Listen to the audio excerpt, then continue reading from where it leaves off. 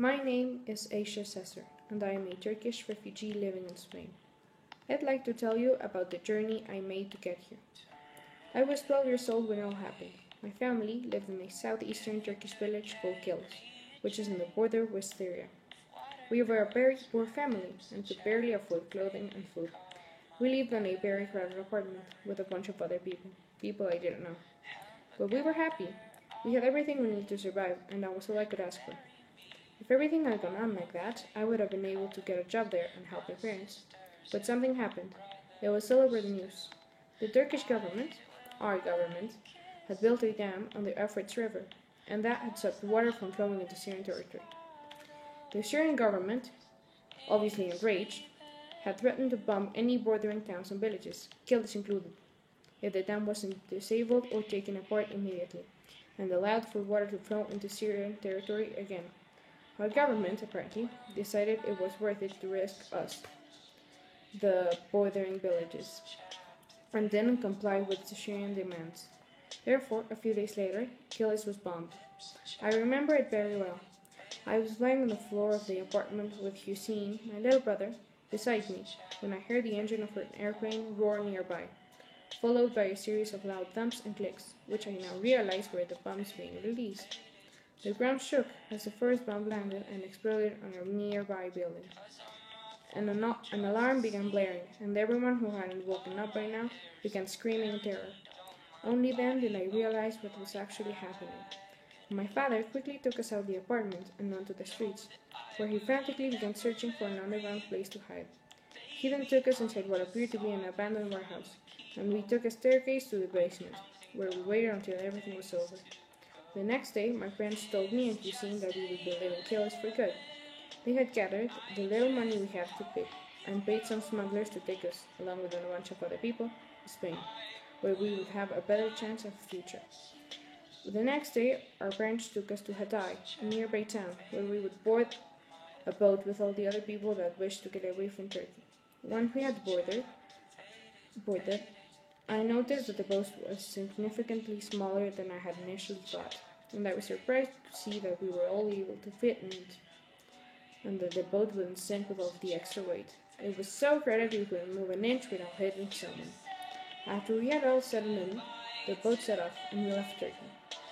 We were told that the journey on the boat would last approximately 4 days. Nobody spoke on the first day, I think because we were all too nervous. I began getting hungry and thought about the bread my mother had given me, but restrained from eating, as I knew everybody would ask me for a piece. At night, I couldn't sleep, as I was worried about my mom and dad back in Kilis, and I wondered if they'd ever come to Spain with us. The second day, Hussein fell ill. He looked green, and it seemed as if he was about to puke. I thought he was just seasick, so I ignored it. That night, I fell asleep right away. I didn't even try. I was very tired. The next day, I was awoken by screams of terror and fear. As I opened my eyes, I realized everybody was staring at Hussein, so I turned to look at him. Then I realized something was wrong. He had a streak of blood coming out of his nose and looked white.